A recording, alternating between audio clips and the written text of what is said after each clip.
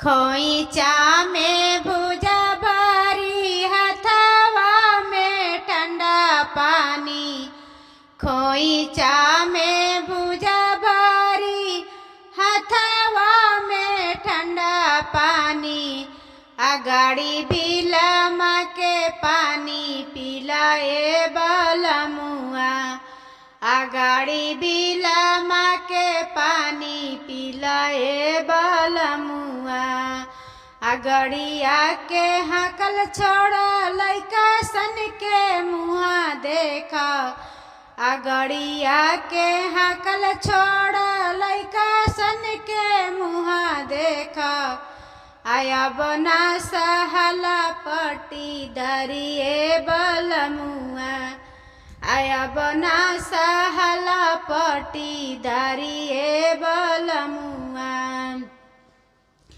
ननदो के गवन कर गोतिनी के अलगा कर।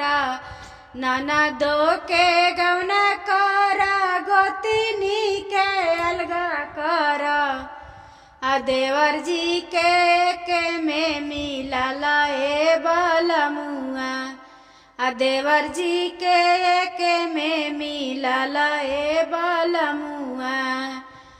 खोइचा में भुजा भरी हथवा में ठंडा पानी। खोइचा में भुजा भरी हथवा में ठंडा पानी।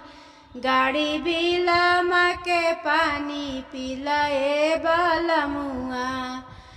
गाड़ी बिलमा के पानी पिलाए बलमुआ। गड़िया के हकल छोड़ा लइका सन के मुहा देखा। बना सहला पटी दरिए बलमुआ। आया बना सहला पटी दरिए बलमुआ। गीत कैसा लगा कमेंट बॉक्स में जरूर बताना।